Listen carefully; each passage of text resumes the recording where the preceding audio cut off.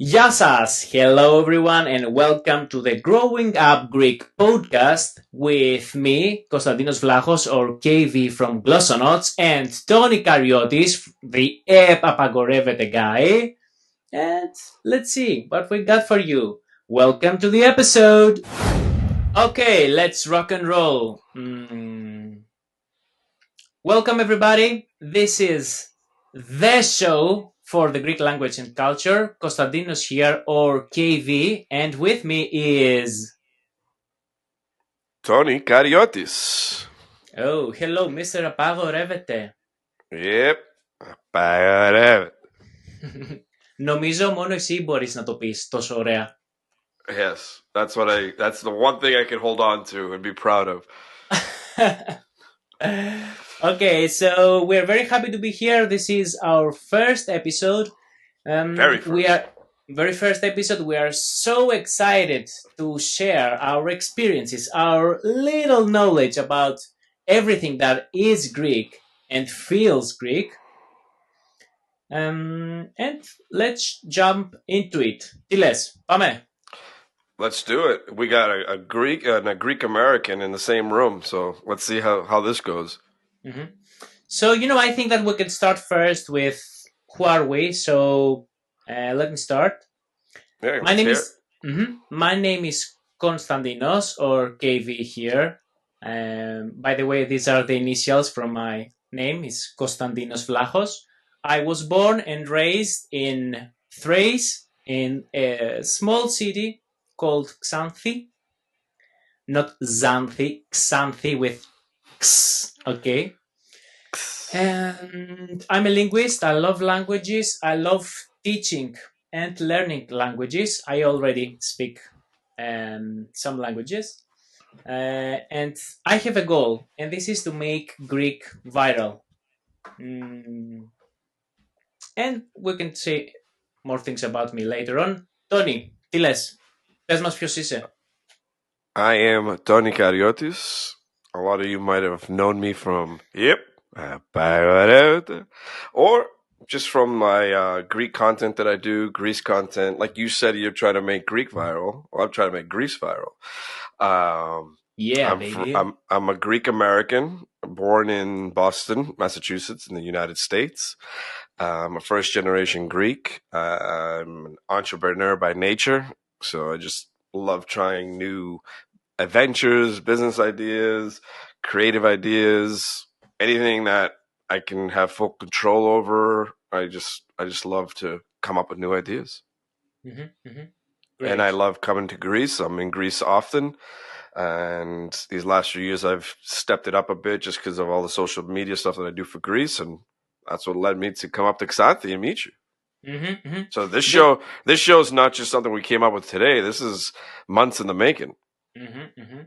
This is something that we really wanted from the first time that we met each other. And do you want to say a few things about how we got in contact and how we met each other?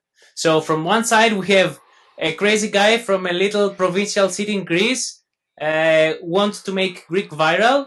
And on the other side of the world, literally, we have another crazy guy living in Boston, wants to make Greece viral. Okay, share the story. Yes. I will let you. So I started off where I was a guest on your Instagram live series, which was really cool. That was an honor to appear on that show and talk a little bit of Greek and Greek language, and maybe the why I came up with the word apagorevete and why do I say it with such an accent. I say it with such an accent that I get a lot of comments by people that think I'm not Greek because of the way I say it. They're like, you don't even pronounce it correctly. You shouldn't say that word. And I'm like, do you realize, like, I'm in character. Like, I know how to say it. It's just a character. And then we kind of said, let's try to meet up when I come to Greece. And when I was in Greece, I usually the last few years since I've been with my girlfriend, now fiance, actually, I should say, in case she's listening. Thank you. Obviously, now that I'm with her, I go up to her part of Greece, which is Kavala, Lefteroupoli. And so I timed it so that when I go up there, I'll make a day trip to Xanthi. And there you were waiting to show me the town. Took me to Old Town, showed me around. Then we had some lunch. Gyro. Φάγαμε γύρω, πολύ καλό, Yes, και yes. γλυκό. Que glico. The gyro had ketchup and mustard in it, which was great. Come on, yes, and then wait. Tony, wait. What do you yes, mean? This is ketchup, mostarda are the basic ingredients for apolla. When you ask for apolla, yes, yes, γύρο απ' όλα έχει yes. ketchup, μουστάρδα, κρεμμύδι, ντομάτα, πατάτες γύρος. Boom! That's it, baby. Easy peasy. 100%. 100%. Depends where you are in Greece. Yes, I agree with you. I like it that way. But I like both. Some days I like the ketchup mostarda. Some days I like tzatziki. But anyway, so then we went for risogalo, which was really really good. And then we ended up at the beach. It was a great day. It was a great day. Can't complain. And that day we make also a video on the beach about... We made a few videos. We made videos. Yeah, we did a couple of Power episodes, and we did a few of the videos that you posted on Glossonauts where we're talking about Gringlish words and phrases and all that good stuff. So it was a fun day. And I want you to elaborate a bit more about Xanthi and especially the old city, Παλιά πόλη. How did you find the place? It was really nice. It was beautiful. It was a nice place to walk around. You told me a little bit about some of the buildings, how it's still a living village. People still do live there. There was even a school we walked by. That was really cool. And then there was there was one building that I think you had an eye for. It was one of your favorite looking ones, and you were saying how I think it was recently sold or it was recently for sale. But yeah, it was a really nice town. I enjoyed it. Let me say this for the people that they hear us, that the old city of Xanthi is the biggest traditional city in Greece that is still it's still a living part of the city. I mean, there are people that they actually live in the old city of Xanthi. Perhaps now you're going to think that, oh, come on, Plaka in Athens is an old part, but if you think about it better, Plaka is most for tourists and has like shops and stuff like that. The old city of Xanthi is like it's a part of the city that is still living with kids, grandmas, papudes, yayades, people living there. Yeah. So Tony, while we were traveling in Xanthi, I had an idea. I noticed that, okay, you speak Greek. That is true, you speak Greek. And I think that we can make your Greek better, even better than they are. All right. So one of the concepts of this little podcast is me trying to help you implicitly. You will not even realize it. Okay. And for the people that can see the picture here, perhaps they recognize a greeting here in Greek, which is yasu. Yasu, 2 words. So I already started implicitly in teaching you Greek. We will see how this goes. I love this idea.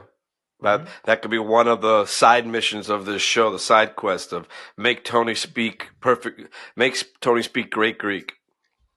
Okay, άρα αυτό σημαίνει ότι θα μιλάμε και ελληνικά, που και που. Ναι. Ωραία. That was a big word, ναι.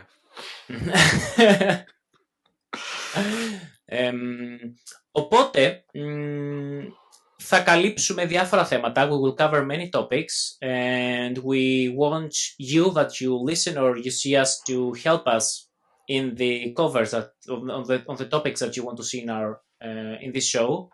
And I think that we can start with language and how people in the States, like the Greek diaspora, as we call them, and more specifically, what is your experience in learning Greek? I think this is very, very interesting, and many people will, have.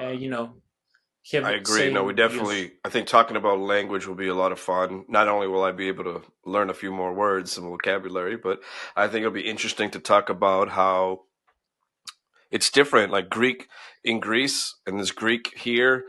It's different because here we implement English words in that Gringlish format, And nowadays in Greece, even in Greece, English words are starting to appear to help shrink bigger Greek words. So I think there's some interesting dynamics about diving into that. Exactly. So, share us your experience with the language, με τα ελληνικά. My experience with the language, people will be shocked. It's actually my first spoken language was Greek. As a kid, as a baby, my first Στο, when it, mm-hmm. στο σπίτι μιλούσατε ελληνικά, δηλαδή, με yeah, τον when μπαμπά I και τη was μαμά. first starting to talk, the first language I learned was English. I mean Greek. The first language I learned was Greek.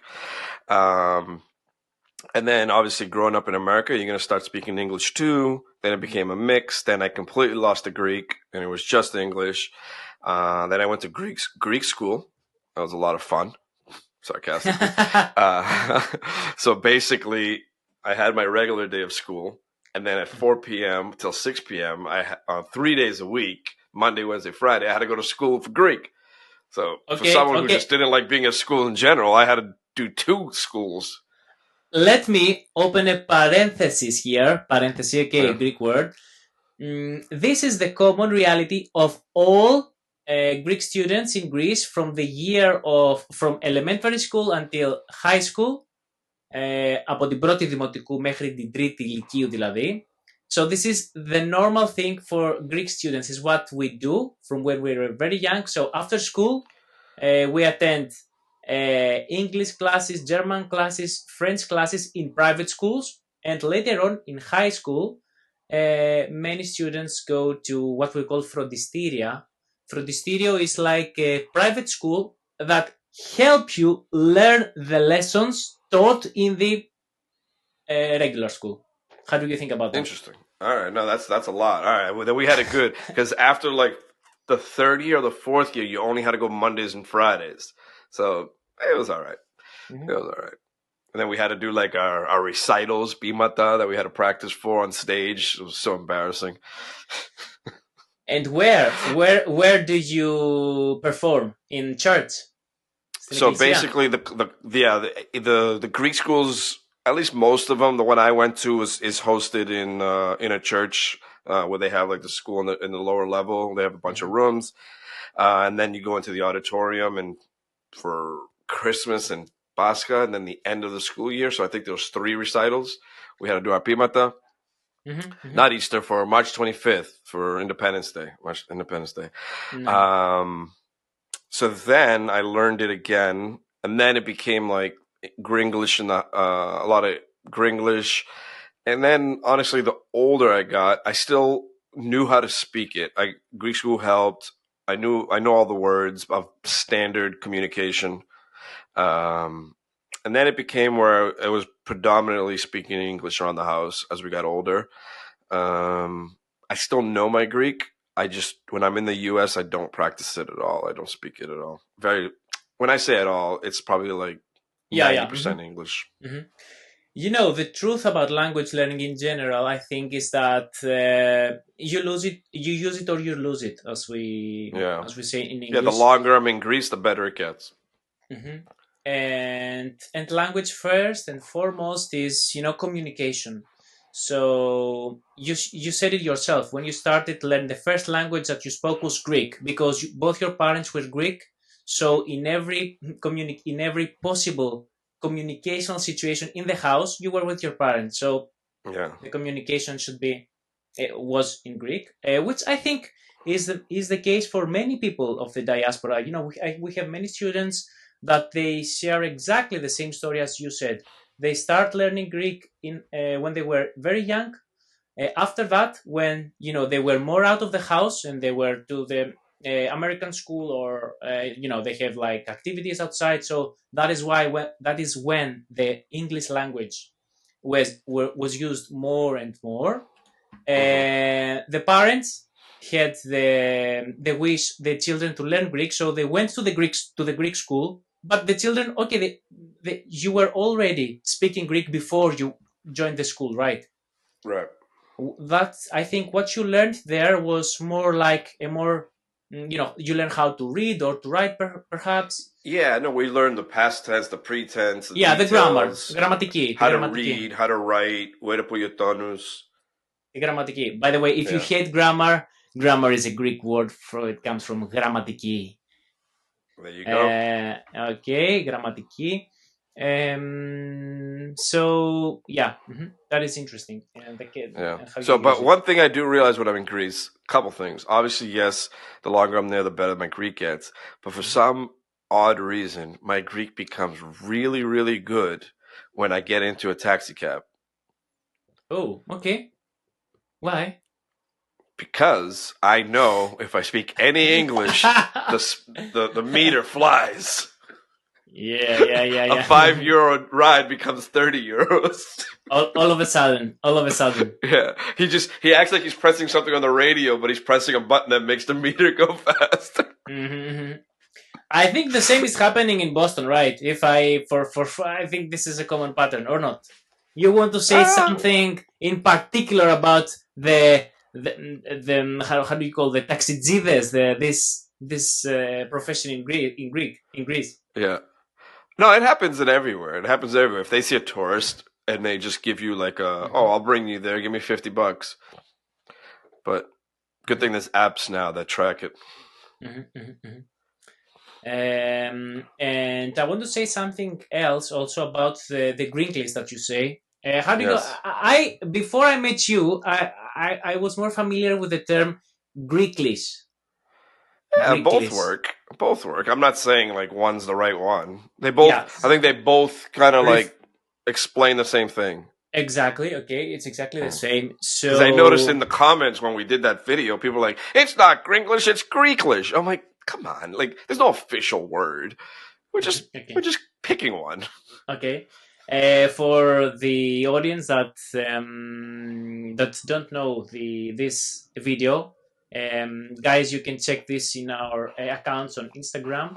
It was a video where I was saying some Greek words, or it was some words that are different in Greeklish and Greek. Yeah, And you would say a word, and I would tell you the word we use in America. For instance, πρόσεξε, το κάρο έρχεται. We're saying, be careful, the car is coming. But really, you would say το αμάξι, or το αυτοκίνητο. Το αμάξι. Ποιες άλλες λέξεις είπαμε, θυμάσαι? Ναι, I remember. Το ρούφι, which is the roof on the house. What is it, σκοπί? Σκεπί. Σκεπί, βέβαια. The other one is the portsi instead of balcony. The yarda instead of the yard, the garden, avli. We're basically taking the English word and we're adding an a at the end, like yarda, caro, or just a vowel at the end. What's another one? Vale gazi sto caro. Okay, this is strange because gazi has a different meaning in Greek. So if you say gazi is when you want to, you're in the car and you're in a hurry and you say something like patagazi, so go fast. Yeah. But for us, gas is fuel. Gas is fuel, so gazi is like, benzini. We say in Greek, benzini. Yeah. And this is happening because Greek, for all of the audience that speak English, for example, the one major difference is that in Greek language, the suffixes are so important. We have different suffixes to show the person in the verbs. For example, τραγουδώ is I sing, or παίζω, I play. We also use it for singular and plural. Το αυτοκίνητο, τα αυτοκίνητα. We also use different cases in the nouns and stuff like that. So they are very, very important. And I think Greek list took this feature of language, the suffixes, and they, like a Lego, they connected it with the English words that you use it all the time.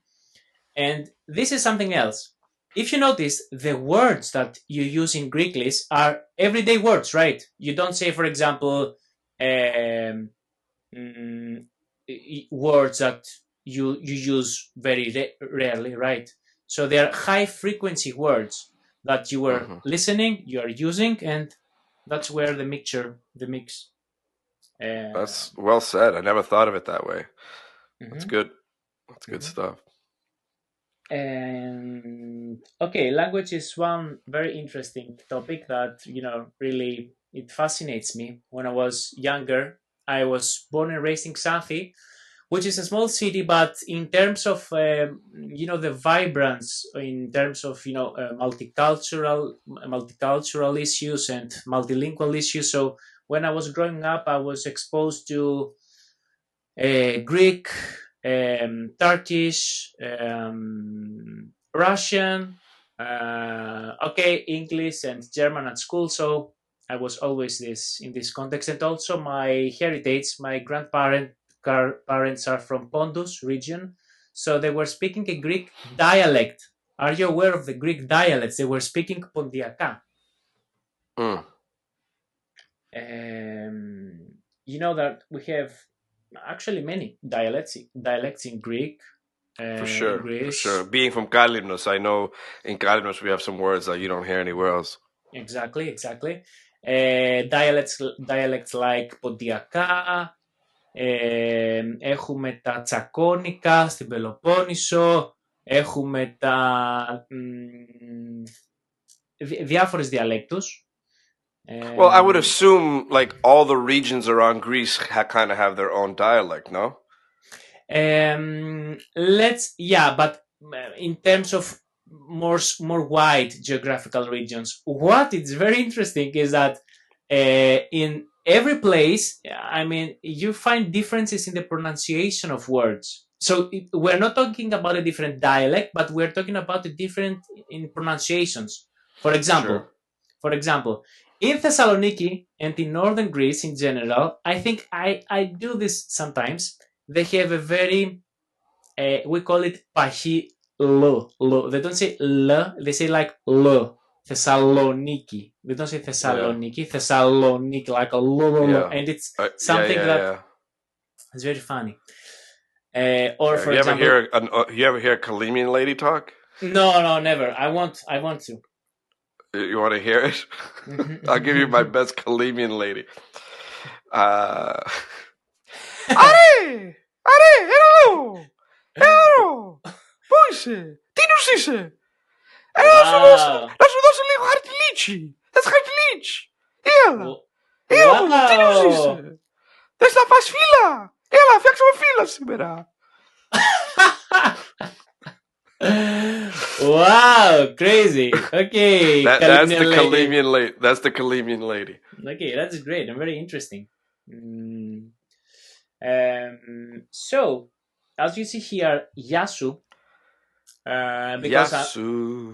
Yasu, okay, you already know this. It's a fantastic way. Yasu reminds me of that Iacovidis song where the phone starts ringing. And the song starts off with just the phone ringing, and she goes, nah. He goes, Yasu. That just reminds me every time. So you can use actually Yasu everywhere, right? You see someone, Yasu. You have a conversation and you go to your work and the other person to your Yasu. We're drinking, we say Yasu. Okay, use it. It's very interesting. And do you know what is the meaning of this? Where does it come from? Yasu. I mean, I would just guess the translation, like for you, for your health, towards you. Exactly. Am I right? Exactly. So the Ya part is the abbreviation of, the small version of Υγεία. Υγεία. Yep. Health in Greek. And Su is, yours, exactly what you said. Personal pronoun. Sort of like how Yamas is for all of us, Yasu for you. Bingo. I'm catching on quick. Don't worry. I'm catching on quick. And, in Greek, we have 5 vowels only. A, E, I, O, U. And the U, for example, in English, you use only one letter, the U. In Greek, you need 2 letters for that. Omicron and Y. U. Yes. To make this sound. So, what else do you want to say before we close this very first episode of? Uh, I can't believe we're already done. That went by really quick. They mhm, say time flies when you're having fun, huh? I'm mhm, mhm, excited. I'm excited for this because I think it's gonna be a fun show. We're gonna be talking about basically everything that comes with growing up as a Greek, growing up as a Greek American, the language, the differences in the language, the culture. What is it like growing up as a teenager? What is it like growing up as a young adult in each country? Why do Greek Americans and Greeks from the diaspora love coming to Greece so much? Is it because we long for it? We holding on to the culture, and also some of the differences about like cultural activities. Because I've noticed over the recently, I don't know about recently, but I've always noticed how here the Greeks we hang on to everything that we can that's Greek. So like kids grow up going to everything Greek, Greek school, Greek dance. They play sports with just their Greek friends. They go to Greek this, Greek that. And then I asked people in Greece, I'm like, oh, I'm sure you grew up, you went to Greek dancing, you went to this. Like, we have that. We know it. Like, why would we but here, like, 90% of the Greeks go sign up for that. And mm, partially it's because we don't have Greece here. That's the closest thing that we can have for Greece. mhm, I would assume that's the main reason. mhm. Um, but yeah, no, this will be a fun show. And hopefully, if you guys enjoyed this one, make sure you subscribe, like all the good stuff to make sure that turn notifications on, follow us on our social medias. We'll let you know when this show has its social media, but for now, you can follow us at yours is at Glossonauts, mine's at I Am Greece, and I'm sure soon Mhm, we'll have one for this show once we finalize all those details. mhm. And I want to add that we really want to add value to the listeners. We're going to Mhm. share mostly our personal thoughts and personal experiences. I will do this from the perspective of the Greek guy. You will do this from the Yes, perspective and of that's what I love about the the dynamic of the show. diaspora. We have the guy in Greece and we have the guy in America. Both a Greek, both grew up two different styles, editions of being a Greek. Mhm. And I think that'll be an interesting dynamic. Maybe once in a while we'll bring on some people that can add some value. And like you said, value is the most important. We're not just doing this just to put our faces out there and just talk for no reason. We hope that this is a show that you can come and learn some Greek, learn about. You might hear some stuff here that you thought that only you went through as a Greek, but really everyone's going through it. Mhm. Everyone's going through it. We all go through a winter in America and we can't eat a good cholyatiki because there's no tomatoes. But Mhm. and that's a Great. struggle. Or we can't find good feta if you're not near the Greek market. Like, what do you do? Mhm. Mhm. Great, great, great. Okay, okay. I mean, you persuade me already. So let's do this. Πάμε. Awesome, awesome. You want to put a wrap on it? Like? Just a closing. Thanks everyone for listening, Ah, and we'll talk to you guys next time on this beautiful okay, show. Tell them your name, and I'll tell them my name. okay, okay. So that was the first episode of experiencing of what it is to growing up with this Greek atmosphere and growing up in this Greek atmosphere. Hope you enjoyed it as much as we do. So this is not a goodbye. This is just a hello, just a yasu from KV and Tony Kariotis. Yep. If you don't listen to the next episode, bye. apagorεύεται. All right. Thank you, Okay, that was KV. This was good. fun. We'll do it again very, very soon. We'll talk to you guys again soon. Yasu. Τα λέμε.